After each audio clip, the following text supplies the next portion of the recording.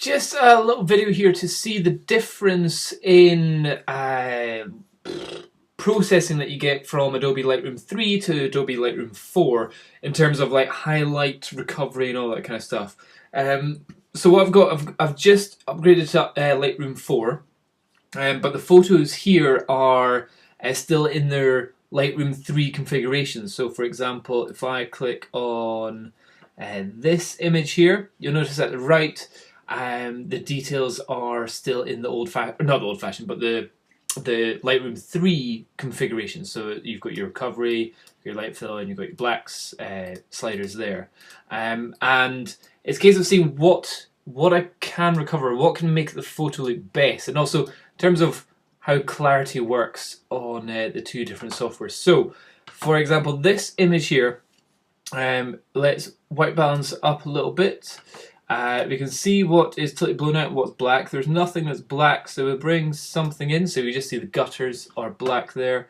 Recovery, we can get it all the way from the windows. That's good. So that's up to 50%. Light fill, maybe a little bit there. Clarity up a little bit. Vibrance, saturation, vibrance, and saturation up a little bit. So that's how I would like that. I'm just going to export that. And then once that's exported, there's a button here, which if I change my cursor over it, leave my cursor over it, says update to current process. So let's see the differences here.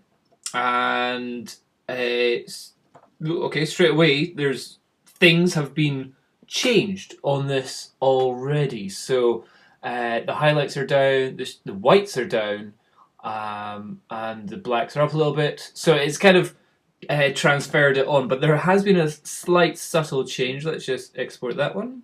And we'll have a look at them side by side, see if there's any difference. Here's a more extreme example. This is one which was totally overblown.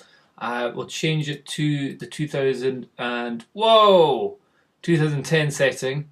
So as you can see, the 2010 setting was like that. We could bring that down. Recovery up. Damn, did a good job there. Did a very good job actually. So bring that down a bit. But yeah, brightness. Got to keep it down. Exposure, bring more of it into the middle. So that was the Lightroom 3 version, and let's see what it's like with the Lightroom 4. Recovers it pretty much the same. A slight color difference there, was that? So like the temperature and the tint are all exactly the same, but the color is different. So that's an annoying thing of trying to go, right, which is the correct color, and need to figure that one out.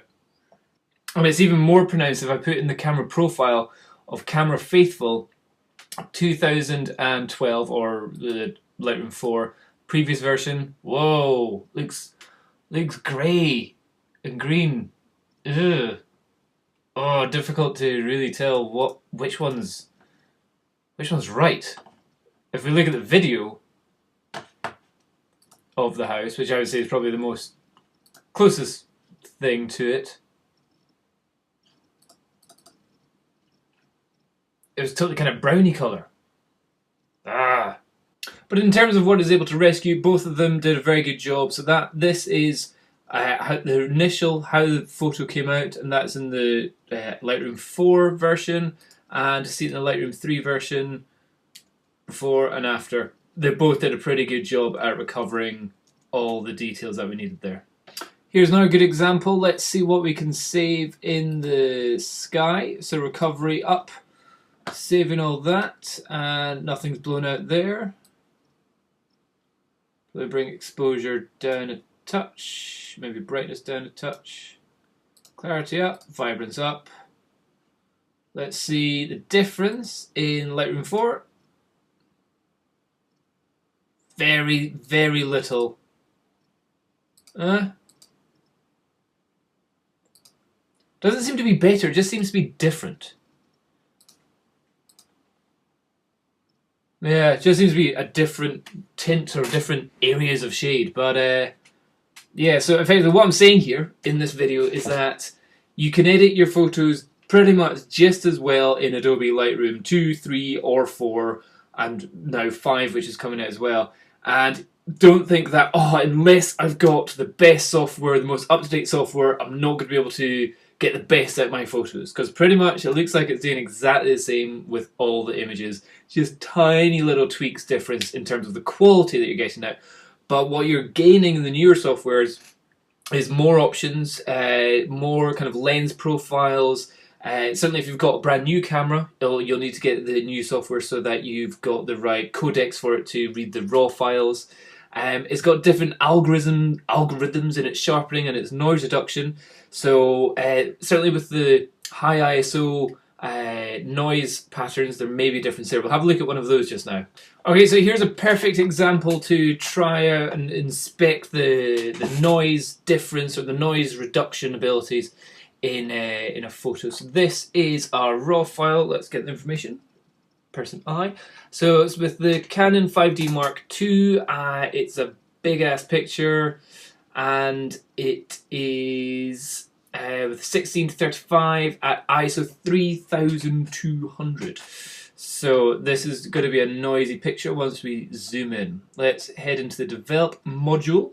So again, this may be something that you'll need to look at more in high definition if you want to see a difference here. So as you can see, there's quite a lot of grain. Pretty much that's just all that it looks like here.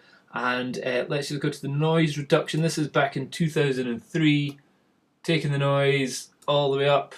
Color and luminance just doesn't really do anything. Okay, so going back to 2003, probably not a great effect.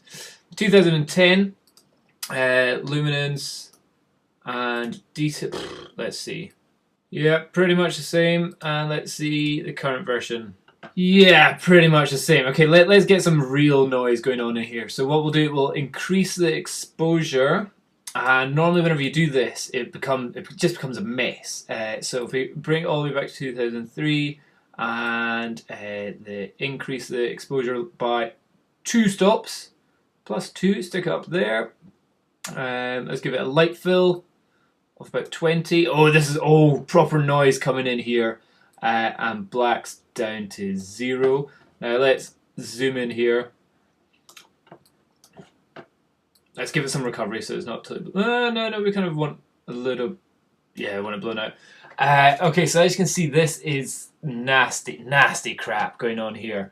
And that's with noise reduction added. So if we look at this area here, that's just an absolute mess. Let's go to 2010. Super smooth. Wow, that is like super duper smooth. We can actually bring stuff in.